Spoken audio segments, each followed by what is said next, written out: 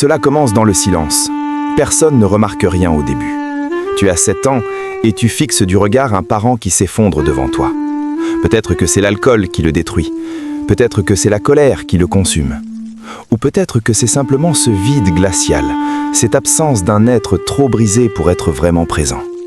Et sans qu'aucun mot ne soit prononcé, quelque chose d'ancestral se déclenche dans ton esprit d'enfant. Une pensée terrifiante prend racine. Si je ne maintiens pas tout en équilibre, personne ne le fera. C'est ainsi qu'un enfant disparaît. Pas physiquement, non, mais psychologiquement, émotionnellement, spirituellement. Cet enfant commence à sourire davantage pour masquer la douleur. Il apprend à retenir ses larmes, à les étouffer avant qu'elles ne coulent. Il développe une capacité presque surnaturelle à lire l'atmosphère d'une pièce avant même d'ouvrir la bouche. Il devient le thermostat émotionnel de toute la famille. Il se transforme en un petit adulte bien avant que son cerveau ne soit prêt à supporter un tel fardeau. Et vous savez ce qui est tragique ? Le monde le félicite pour cela. Les gens lui disent « Tu es si mature pour ton âge, tu es si responsable, tu es si fort ». Mais personne ne s'arrête jamais pour poser la vraie question, celle qui compte vraiment. À quel prix ? Voilà le chagrin invisible de ceux qui ont grandi trop vite. Aujourd'hui, nous allons plonger profondément dans la psychologie de cet enfant, parce que les effets de cette transformation forcée ne disparaissent pas avec l'âge. Non, ils te façonnent. Ils te suivent dans tes relations amoureuses, dans ta carrière, dans ta perception même de ta propre valeur. Et si tu ne comprends pas ce qui s'est réellement passé, tu passeras toute ta vie d'adulte à répéter les mêmes schémas de survie qui t'ont autrefois sauvé, mais qui maintenant te détruisent lentement, jour après jour. 1. La réalité développementale, quand l'ordre naturel est inversé. Commençons par comprendre ce qui se passe réellement sur le plan du développement. Lorsqu'un enfant est forcé de soutenir émotionnellement des adultes au lieu que ce soit l'inverse, les psychologues appellent ce phénomène la parentification. C'est le moment où un enfant devient le soignant, le pacificateur, le thérapeute, le protecteur de ceux qui devraient le protéger. Ce n'est pas simplement malsain, c'est quelque chose de bien plus profond et dangereux, cela recable littéralement le cerveau de l'enfant. Parce que lorsqu'un enfant est constamment mis en charge de la régulation émotionnelle, que ce soit sa sienne ou celle des autres, cela crée un état que les neuroscientifiques appellent l'hypervigilance. Tu deviens constamment en alerte, toujours à scanner les dangers potentiels. Tu marches sur des œufs en permanence. Tu apprends que l'amour est une transaction commerciale, tu donnes de la paix et peut-être, juste peut-être, ils te donneront un peu de sécurité en retour. Tu apprends que tes propres besoins sont dangereux, une menace pour l'équilibre fragile, tandis que les leurs sont urgents, prioritaires, vitaux. Alors tu disparais, pas physiquement, mais émotionnellement. Et à ta place grandit une version de toi qui performe, qui joue un rôle à la perfection. Tu deviens le bon enfant, celui qui ne fait jamais de vagues, l'élève discret mais excellent, l'ami thérapeute qui écoute tout le monde, celui qui ne demande jamais rien pour lui-même. Et tu portes cette identité avec une telle conviction que même toi tu oublies que c'est un masque. Mais au fond de toi, quelque chose fait mal, quelque chose crie en silence, parce que l'enfant intérieur que tu as enterré vivant n'est pas mort. Il est toujours là, recroquevillé dans l'ombre de ton être, hurlant une question que personne n'entend. Pourquoi personne ne m'a protégé ? Avant de continuer, si cette vidéo résonne en toi, prends un moment pour t'abonner à la chaîne et activer la cloche de notification. Laisse aussi un like pour soutenir ce contenu. Et surtout, partage en commentaire, est-ce que tu reconnais cette expérience dans ta propre vie ? Ta voix compte et ta story pourrait aider quelqu'un d'autre à se sentir moins seul. 2. Les symptômes silencieux de l'âge adulte. Grandissant, les symptômes deviennent plus complexes, plus insidieux, plus difficiles à identifier. Tu pourrais développer ce qu'on appelle l'hyper-indépendance. Tu refuses systématiquement l'aide des autres, tu repousses les gens qui tentent de se rapprocher, tu ne te sens jamais vraiment en sécurité dans l'amour, car tu attends constamment que l'autre chaussure de tombe, que la personne te révèle finalement son vrai visage. Tu pourrais te sentir complètement énourdi pendant les moments heureux, parce que la joie te semble étrangère, imméritée, voire dangereuse. C'est comme si ton système nerveux ne savait pas comment traiter les émotions positives. Tu auras énormément de mal à te reposer, parce que la productivité est devenue le seul moyen par lequel tu as jamais ressenti une quelconque valeur. Et le pire dans tout ça, tu ne réalises peut-être même pas que tu es encore coincé en mode survie. Parce que quand le dysfonctionnement est normalisé dès l'enfance, ton système nerveux accepte le chaos comme référence de base. Le calme te semble anormal, la paix éveille ta suspicion, l'amour te donne l'impression d'une dette que tu devras inévitablement rembourser un jour. Voilà la psychologie réelle d'un enfant forcé de grandir trop vite. Ce n'est pas juste de la tristesse passagère, c'est un trauma complexe qui recalibre complètement la façon dont tu perçois le monde et, plus important encore, la façon dont tu te perçois toi-même. Tu te demandes peut-être pourquoi un enfant accepterait volontairement d'endosser ce rôle. La réponse est à la fois simple et déchirante, parce qu'un enfant fera absolument tout n'importe quoi pour maintenir l'attachement à ses figures parentales, même s'abandonner lui-même dans le processus. Le choix n'est jamais conscient, c'est biologique, instinctif, gravé dans notre ADN évolutif. En l'absence de sécurité réelle, l'enfant sacrifie son authenticité pour obtenir un sentiment d'appartenance. Ce n'est pas de la faiblesse, c'est de l'intelligence pure, c'est l'instinct de survie à son niveau le plus fondamental. Mais voici la tragédie qui se cache derrière cette stratégie de survie. Ce qui t'a sauvé à l'époque t'emprisonne maintenant. Tant d'entre nous marchons dans ce monde en tant qu'adultes hautement fonctionnels, avec des enfants intérieurs profondément négligés qui tirent les ficelles dans l'ombre. Nous suraccomplissons pour gagner de l'amour, nous restons silencieux pour éviter l'abandon, nous prenons soin de tout le monde, mais secrètement, nous souhaitons désespérément que quelqu'un nous demande simplement si nous allons bien. 3. Le fantasme silencieux de l'adulte blessé. Et ce fantasme que tu entretiens, ce rêve secret que tu n'oses pas formuler à voix haute, que quelqu'un remarquera enfin que tu n'es pas aussi fort que tu prétends l'être, que peut-être, juste peut-être, tu pourras finalement t'effondrer et être tenu dans les bras de quelqu'un qui te dira que tout ira bien. Ce fantasme n'appartient pas à ton moi adulte, il appartient à l'enfant qui n'a jamais eu la permission d'être un enfant. La première étape vers la guérison n'est pas de réparer, c'est de témoigner. Parce que tant que tu ne valides pas ce qui s'est réellement passé, tu continueras à te gaslighter toi-même avec des pensées comme « ce n'était pas si grave que ça, d'autres personnes ont vécu bien pire, je m'en suis plutôt bien sorti au final ». Mais « plutôt bien » est aussi un masque, et au fond de toi, tu le sais parfaitement. Alors, que devient cet enfant quand il grandit ? Il devient un adulte qui ne se sent jamais en sécurité, même dans les pièces les plus calmes et paisibles. Il devient un amoureux qui ne peut pas faire confiance à la douceur, qui interprète la gentillesse comme une manipulation potentielle. Il devient le donneur compulsif qui ne sait pas recevoir. Il devient le genre de personne qui s'excuse de pleurer, qui sursaute aux compliments et qui confond l'épuisement avec le succès. Voilà le véritable coup de grandir trop vite. Parce que si ton enfance t'a entraîné à être fort au détriment d'être doux, à être silencieux plutôt qu'honnête, à réparer les autres tout en ignorant tes propres fractures, alors quel genre d'âge adulte hérites-tu ? Tu hérites d'une vie où tu retiens constamment ton souffle, attendant que quelqu'un te donne enfin la permission de t'effondrer. Mais voici la vérité brutale et libératrice à la fois. Personne ne viendra sauver l'enfant que tu as enterré. Tu es celui qui doit retourner en arrière et lui tendre la main. Tu es celui qui doit prononcer les mots que personne d'autre n'a jamais dit. Tu ne méritais pas ça, tu étais qu'un enfant. Tu as le droit de te reposer maintenant. Si ce contenu te touche et t'aide à comprendre ton propre parcours, montre ton soutien en likant cette vidéo et en t'abonnant si ce n'est pas encore fait. Et je veux vraiment t'entendre, quels sont les schémas de survie que tu reconnais dans ta propre vie ? Écris-le en commentaire, ton expérience peut illuminer le chemin de quelqu'un d'autre. 4. Le travail de l'ombre, rencontrer les parties abandonnées. C'est le début de ce qu'on appelle le travail de l'ombre. Non pas réparer superficiellement, non pas performer une guérison Instagram, non pas contourner la douleur avec de la positivité toxique, mais se tourner vers les parties abandonnées de toi-même et leur dire « Je te vois maintenant, je t'entends maintenant, et je ne pars plus ». Voilà le processus de réparation authentique. Et c'est brutal parce que cela te demande de ressentir le chagrin que tu n'as jamais eu le temps de ressentir. Cela te demande de t'asseoir avec la rage, avec le chagrin, avec les besoins jamais satisfaits. De pleurer pour les anniversaires où personne ne s'est présenté. De porter le deuil de l'innocence que tu as perdue en protégeant des gens qui auraient dû te protéger. Mais ce chagrin n'est pas une faiblesse, c'est la preuve vivante que tu es en train de guérir. Parce que ce qui était autrefois gelé est enfin en train de fondre. Parlons maintenant de la façon dont ce schéma de survie se manifeste à l'âge adulte, subtilement, tragiquement et souvent de manière complètement invisible pour les autres et même pour toi. Tu pourrais devenir le thérapeute non officiel dans toutes tes amitiés, mais ne jamais laisser personne te voir vraiment dans ta vulnérabilité. Tu pourrais être félicité pour ton indépendance farouche, alors qu'au fond de toi, tu es terrifié à l'idée d'être un fardeau pour qui que ce soit.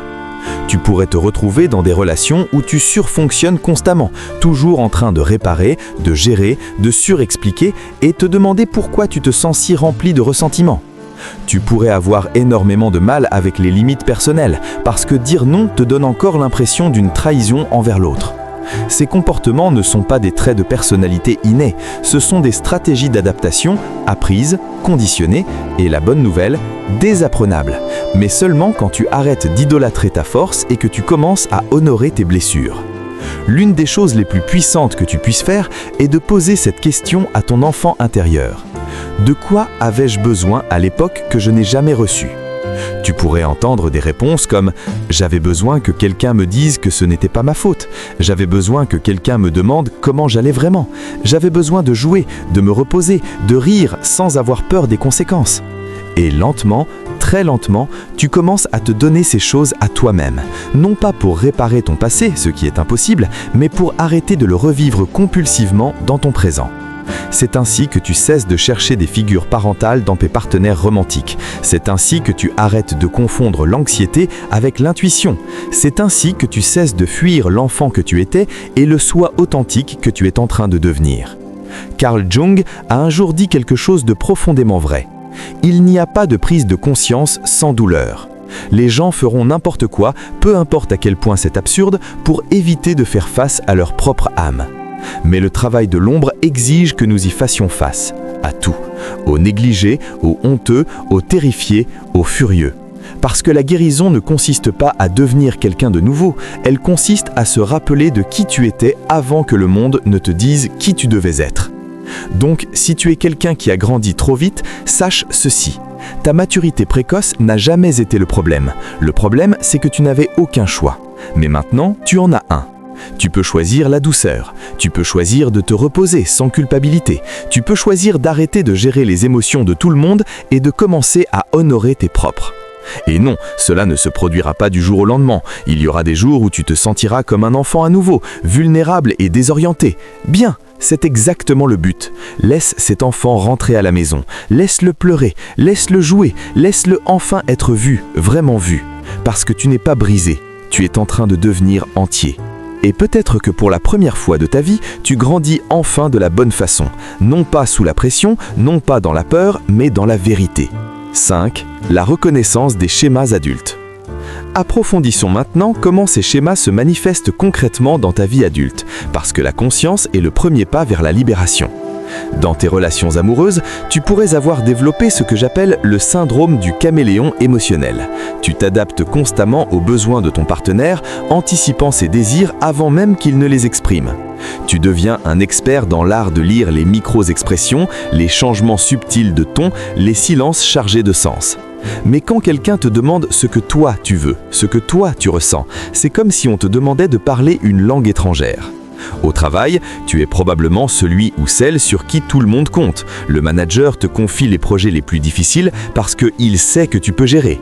Les collègues viennent se confier à toi pendant la pause café. Tu restes tard le soir, tu arrives tôt le matin et tu te demandes pourquoi tu te sens si épuisé alors que tout le monde te dit que tu réussis si bien. Ces schémas ne sont pas des coïncidences, ce sont les empreintes digitales de ton enfance, gravées dans ton comportement adulte. L'une des conséquences les plus dévastatrices de grandir trop vite est que tu développes une peur profonde et souvent inconsciente de ta propre vulnérabilité. Parce que quand tu étais enfant, être vulnérable n'était pas sûr.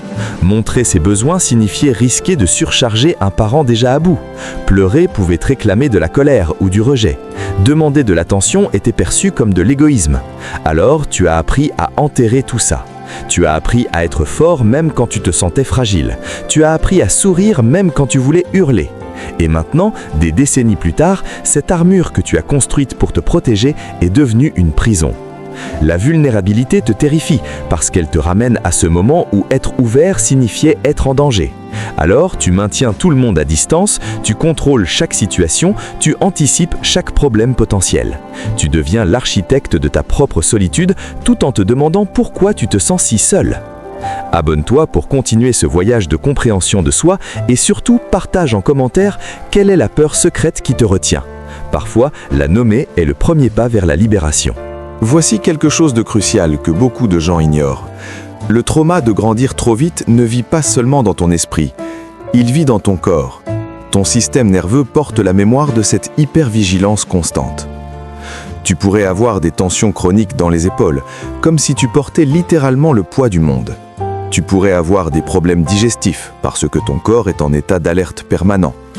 Tu pourrais avoir du mal à dormir profondément, parce qu'une partie de toi reste toujours en sentinelle, guettant le danger. Tu pourrais avoir développé ce que les thérapeutes appellent la déconnexion somatique. C'est quand tu es tellement habitué à ignorer les signaux de ton corps que tu ne reconnais plus la faim, la fatigue ou même la douleur physique, jusqu'à ce qu'elle devienne insupportable. Ton corps crie des vérités que ton esprit refuse d'entendre. La guérison nécessite de réapprendre à écouter, à faire confiance, à habiter ton propre corps à nouveau. Notre société glorifie la résilience. On célèbre ceux qui ne se plaignent jamais, qui restent positifs malgré tout, qui gèrent tout avec le sourire. Mais ce que personne ne te dit, c'est que cette force célébrée est souvent le symptôme d'un trauma non guéri. La vraie force n'est pas de ne jamais tomber. La vraie force, c'est de reconnaître quand tu as besoin d'aide. La vraie force, c'est de dire « je ne vais pas bien » quand c'est le cas. La vraie force, c'est de permettre à quelqu'un de te voir dans ta vulnérabilité sans essayer de minimiser ou de rationaliser ta douleur. Tu as peut-être passé toute ta vie à croire que ta valeur résidait dans ta capacité à tout gérer seul. Mais et si ta vraie valeur résidait simplement dans le fait d'exister ? Et si tu n'avais rien à prouver, rien à accomplir, rien à performer pour mériter l'amour et l'appartenance ? Guérir de l'expérience de grandir trop vite nécessite un réapprentissage fondamental. Tu dois réapprendre que les besoins ne sont pas une faiblesse. Ils sont une partie normale et saine de l'expérience humaine. Tout le monde a besoin de soutien, de connexion, de repos, de joie. Tes besoins ne sont pas un fardeau, ils sont légitimes. Les limites ne sont pas de la cruauté. Dire non ne fait pas de toi une mauvaise personne. Protéger ton énergie et ton temps n'est pas de l'égoïsme, c'est de la sagesse, c'est de l'auto-sauvegarde. Le repos n'est pas une récompense pour la productivité. Tu n'as pas besoin de gagner le droit de te reposer en accomplissant d'abord une liste interminable de tâches. Le repos est un besoin fondamental, pas un luxe. Tu n'es pas responsable des émotions des autres. Tu peux être compatissant et empathique, sans absorber la douleur de chacun. Tu peux soutenir quelqu'un sans te sacrifier dans le processus. L'amour authentique ne nécessite pas de sacrifice de soi. Les relations saines sont réciproques. Tu ne dois pas t'effacer pour être aimé. 6. Les relations et le pattern de sauvetage. L'un des schémas les plus destructeurs que développent ceux qui ont grandi trop vite est le pattern du sauveteur. Tu es attiré par les personnes qui ont besoin d'être réparées. Tu choisis inconsciemment des partenaires émotionnellement indisponibles, des amis en crise constante, des situations où tu peux rejouer ton rôle d'enfance. Pourquoi ? Parce que c'est familier. Parce que sauver les autres te donne un sentiment de valeur. Parce que tant que tu te concentres sur les problèmes de quelqu'un d'autre, tu n'as pas à faire face à tes propres. Mais voici ce que tu découvres éventuellement. Tu ne peux pas sauver quelqu'un qui ne veut pas être sauvé. Et plus important encore, ce n'est pas ton travail. Tu n'es pas un thérapeute bénévole du monde entier. Tu as le droit d'être dans des relations où tu reçois autant que tu donnes, où ton bien-être compte autant que celui de l'autre. Briser ce pattern nécessite de la conscience et du courage. Cela signifie reconnaître quand tu glisses dans le rôle du sauveteur. Cela signifie apprendre à distinguer entre soutenir quelqu'un sainement et te sacrifier pour lui. Cela signifie accepter que certaines personnes ne sont peut-être pas prêtes pour le type de relation équilibrée que tu mérites. Quand tu grandis dans un environnement imprévisible où tu dois constamment anticiper et gérer les crises, l'anxiété devient ton état de base. Ton système nerveux apprend que le danger peut surgir à tout moment, alors il reste en alerte maximale. Des années plus tard, même quand ta vie est objectivement stable et sûre, une partie de toi reste toujours à ce que l'autre chaussure tombe. Tu as du mal à profiter des bons moments parce que, inconsciemment, tu te prépares déjà au désastre suivant. Cette anxiété chronique peut se manifester de nombreuses façons. Tu pourrais surplanifier chaque détail de ta vie pour créer une illusion de contrôle. Tu pourrais éviter de prendre des risques, même ceux qui pourraient enrichir ta vie. Tu pourrais avoir du mal à être présent dans l'instant parce que ton esprit est toujours 3 étapes en avance, anticipant les problèmes potentiels. La guérison de cette anxiété enracinée nécessite de convaincre ton système nerveux que tu es maintenant en sécurité. Cela prend du temps, cela nécessite de la pratique consciente, peut-être de la thérapie, certainement de la patience avec toi-même. 7. Le perfectionnisme comme mécanisme de défense. Beaucoup d'enfants qui ont grandi trop vite développent un perfectionnisme paralysant. Parce que quand tu étais enfant, être assez bon ne l'était jamais vraiment. Tu devais être parfait pour maintenir la paix, pour éviter la critique, pour mériter l'amour. Ce perfectionnisme te suit à l'âge adulte. Tu te fixes des standards impossibles. Tu te critiques impitoyablement pour la moindre erreur. Tu ne peux jamais simplement faire de ton mieux. Tu dois être le meilleur, sinon tu as échoué. Mais le perfectionnisme n'est pas l'excellence, c'est la peur déguisée en ambition, c'est le trauma déguisé en force de caractère, et cela te vole la joie de simplement essayer, d'apprendre, d'être humain avec toutes les imperfections que cela implique. Apprendre à embrasser l'imperfection est l'un des actes les plus radicaux de guérison que tu puisses entreprendre. Cela signifie reconnaître que ta valeur n'est pas déterminée par tes accomplissements. Cela signifie que faire des erreurs ne fait pas de toi une mauvaise personne, mais simplement un être humain qui apprend et grandit. L'intimité véritable nécessite la vulnérabilité, et la vulnérabilité, comme nous l'avons vu, est terrifiante pour quelqu'un qui a appris très jeune que s'ouvrir n'était pas sûr. Tu pourrais avoir de nombreuses relations dans ta vie, mais combien d'entre elles sont vraiment intimes ? Combien de personnes te connaissent vraiment ? Non pas la version performative de toi que tu présentes au monde, mais ton moi authentique avec toutes ses peurs, ses doutes, ses blessures non guéries. Tu pourrais être excellent pour créer l'apparence de l'intimité sans jamais vraiment laisser quelqu'un entrer. Tu partages des détails sur ta vie, mais pas sur ton âme. Tu es présent pour les autres, mais absent de toi-même. L'intimité authentique nécessite de croire que tu es digne d'être connu dans ton intégralité. Elle nécessite de faire confiance que quelqu'un ne partira pas quand il verra les parties de toi que tu juges inacceptables. Elle nécessite de prendre le risque d'être vu. Ce risque peut sembler insurmontable, mais de l'autre côté de cette peur se trouve quelque chose de précieux, la possibilité d'être vraiment connu et aimé pour qui tu es réellement, pas pour qui tu prétends être. Les enfants qui grandissent trop vite perdent quelque chose de fondamental, leur capacité à jouer. Le jeu n'est pas productif, il ne mène à rien, il est simplement joyeux pour sa propre raison d'être. Et quand ta survie dépendait d'être sérieux, responsable et utile, le jeu devient un luxe inabordable. Maintenant, adulte, tu pourrais avoir oublié comment jouer, comment être spontané, comment faire quelque chose simplement parce que c'est amusant, sans but ou objectif sous-jacent. Réapprendre à jouer est crucial pour ta guérison. Cela reconnecte avec la partie de toi qui a été forcée de grandir trop vite. Cela envoie le message à ton enfant intérieur que c'est enfin sûr de simplement être, de s'amuser, d'explorer sans conséquence. Cela peut sembler inconfortable au début. Tu pourrais te sentir coupable de perdre du temps. Tu pourrais avoir du mal à justifier des activités qui ne servent aucun but productif.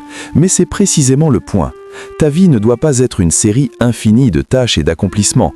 Tu as le droit de simplement exister, de profiter, de jouer. La guérison du trauma de grandir trop vite n'est pas linéaire. Il n'y a pas de moment magique où tout se résout soudainement. C'est un processus de toute une vie de désapprentissage et de réapprentissage. Il y aura des jours où tu te sentiras libéré, où tu reconnaîtras tes schémas et feras des choix différents. Et il y aura des jours où tu retomberas dans les vieux patterns, où tu te surprendras à prendre soin de tout le monde sauf de toi-même. C'est normal, c'est humain. La guérison n'est pas la perfection, c'est la conscience progressive et la compassion pour toi-même dans le processus. Alors, que fais-tu concrètement avec toutes ces informations ? Comment commences-tu réellement à guérir ? Premièrement, nomme ce qui s'est passé. Dis les mots même si c'est juste à toi-même. J'ai grandi trop vite. On m'a demandé de porter des responsabilités qui n'étaient pas les miennes. C'était injuste. Valider ton expérience est essentiel. Deuxièmement, remarque tes schémas sans te juger. Quand te surprends-tu à glisser dans le rôle de sauveur ? Quand ignores-tu tes propres besoins pour prioriser ceux des autres ? Quand te sens-tu coupable de simplement te reposer ? La conscience sans jugement est le début du changement. Troisièmement, commence petit avec les bordures. Tu n'as pas besoin de transformer toute ta vie du jour au lendemain. Commence par de petits actes de protection de soi. Dis non à une demande que tu aurais normalement acceptée par obligation. Prends une soirée pour toi sans te sentir obligé de te justifier. Demande de l'aide, même pour quelque chose de petit.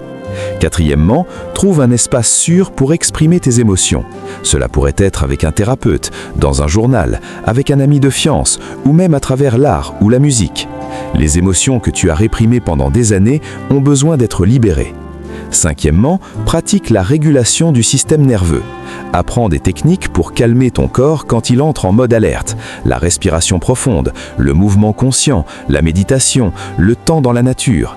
Enseigne à ton système nerveux qu'il peut maintenant se détendre. Enfin, entoure-toi de personnes qui soutiennent ta guérison. Les relations qui exigent que tu restes dans ton ancien rôle ne te servent peut-être plus. Ce n'est pas de la cruauté de créer de l'espace avec les personnes qui ne peuvent pas honorer ton changement. Voici un exercice puissant. Écris une lettre à l'enfant que tu étais. Dis à cet enfant tout ce qu'il avait besoin d'entendre, mais que personne ne lui a jamais dit. Cher petit moi, ce n'était pas ta responsabilité. Tu étais juste un enfant. Tu méritais d'être protégé, pas de protéger tout le monde. Tu méritais de jouer, de rire, de faire des erreurs sans conséquence. Ta valeur n'a jamais dépendu de ce que tu pouvais faire pour les autres. Tu étais précieux simplement en existant. Je suis désolé que personne ne t'ait dit ça à l'époque. Je te le dis maintenant. Et je promets de prendre soin de toi maintenant, de la façon dont tu aurais toujours dû être soigné. Ces mots peuvent sembler simples, mais pour l'enfant intérieur qui les attendait depuis des décennies, ils peuvent être profondément guérisseurs. Dans ce voyage de guérison, n'oublie pas de reconnaître tes victoires, aussi petites soient-elles. La première fois que tu dis non sans t'excuser excessive, le moment où tu demandes ce dont tu as besoin, le jour où tu te permets de te reposer sans culpabilité. Ces moments comptent. Ils sont la preuve que tu es en train de réécrire ton histoire. Célèbre ces moments.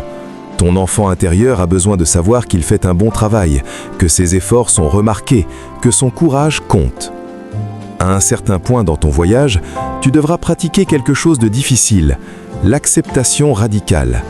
Accepter que ton enfance était ce qu'elle était, accepter que certaines blessures ne peuvent pas être réparées dans le sens traditionnel, accepter que les personnes qui t'ont blessé ne s'excuseront peut-être jamais ou ne reconnaîtront jamais leur impact. L'acceptation ne signifie pas que c'était acceptable, elle ne signifie pas que tu dois pardonner, elle signifie simplement que tu arrêtes de te battre contre la réalité de ce qui s'est passé. Tu libères l'énergie que tu dépenses à souhaiter que ton passé soit différent et tu la rediriges vers la création d'un futur différent. Cette acceptation est paradoxalement libératrice. Quand tu arrêtes de résister à ce qui était, tu peux enfin avancer vers ce qui pourrait être. Une partie essentielle de ta guérison est de redéfinir ce que signifie être fort. Tu as passé ta vie à croire que la force signifiait ne jamais montrer de faiblesse, ne jamais demander d'aide, toujours tout gérer seul. Mais la vraie force, c'est la vulnérabilité. C'est avoir le courage de dire « j'ai mal ». C'est reconnaître quand tu as atteint tes limites. C'est demander de l'aide quand tu en as besoin. C'est permettre à quelqu'un de te voir dans ta fragilité sans essayer de la cacher ou de la minimiser. La vraie force est aussi la douceur envers toi-même. C'est traiter tes erreurs avec compassion plutôt qu'avec critique. C'est reconnaître ton humanité dans toute sa complexité et son imperfection. Tu as survécu à ton enfance en étant dur. Tu guériras en apprenant à être doux. L'impact intergénérationnel. Si tu décides d'avoir des enfants, ou si tu en as déjà, ce travail de guérison devient encore plus crucial. Les traumas non guéris se transmettent de génération en génération, souvent de façon subtile et inconsciente. En guérissant tes propres blessures, tu brises ce cycle. Tu offres à la prochaine génération ce que tu n'as pas eu, la permission d'être un enfant, le droit de faire des erreurs, la sécurité de savoir que leurs besoins comptent. C'est peut-être l'un des cadeaux les plus puissants de ton voyage de guérison. Non seulement tu te libères toi-même, mais tu libères aussi les générations futures. Il est important de reconnaître quand ton voyage de guérison nécessite un soutien professionnel. Si tu te sens coincé dans tes schémas malgré tes efforts, si les émotions sont si intenses qu'elles interfèrent avec ta vie quotidienne, si tu as des pensées d'automutilation ou de suicide, il est temps de consulter un thérapeute. Chercher de l'aide n'est pas un échec, c'est un acte de courage et de sagesse. Un bon thérapeute peut t'offrir des outils, une perspective et un espace sûr que tu ne peux pas créer seul. Considère particulièrement des approches comme la thérapie EMDR ou la thérapie somatique qui traite le trauma au niveau du système nerveux, pas seulement au niveau cognitif. Voici quelque chose de complexe mais important. À un certain point de ta guérison, tu pourrais ressentir une forme étrange de gratitude, non pas pour ce qui s'est passé, mais pour qui tu es devenu au travers du processus de guérison. Tu as développé une empathie profonde, une résilience authentique, une capacité à tenir l'espace pour la douleur des autres. Ces qualités ne valent pas le prix que tu as payé en tant qu'enfant, mais elles font partie de qui tu es maintenant. Cette gratitude paradoxale n'excuse pas ce qui s'est passé, elle ne minimise pas ton trauma. Elle reconnaît simplement que même des expériences pénibles peuvent aboutir à une croissance profonde quand elles sont traitées consciemment. Si tu as lu jusqu'ici, si chaque mot résonne comme un écho de ton expérience personnelle, je veux que tu saches quelque chose de fondamental. Tu n'es pas seul. Millions de personnes portent cette même blessure invisible. Nous sommes une communauté silencieuse d'adultes qui étaient autrefois des enfants forcés de grandir trop vite. Ta douleur est valide, ton expérience compte, et tu mérites de guérir. Tu n'avais pas le contrôle sur ce qui t'est arrivé quand tu étais enfant, mais maintenant, en tant qu'adulte, tu as le pouvoir de choisir un chemin différent.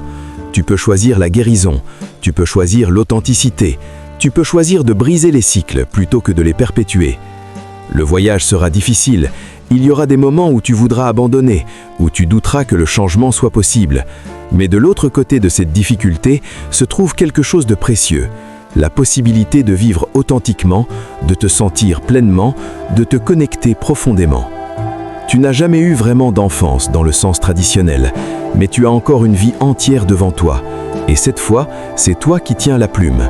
Tu peux écrire une histoire différente, une histoire où tes besoins comptent, où ta douleur est validée, où ton repos est sacré, où ton authenticité est célébrée. Cette histoire ne sera pas parfaite. Il y aura des chapitres difficiles, des rebondissements inattendus, des moments où tu te sentiras lost, mais ce sera ta vraie histoire, pas le rôle que tu jouais pour survivre. Et chaque jour où tu choisis consciemment d'honorer tes besoins, de respecter tes limites, de permettre à ton enfant intérieur de se sentir en sécurité, tu réécris un peu plus cette histoire.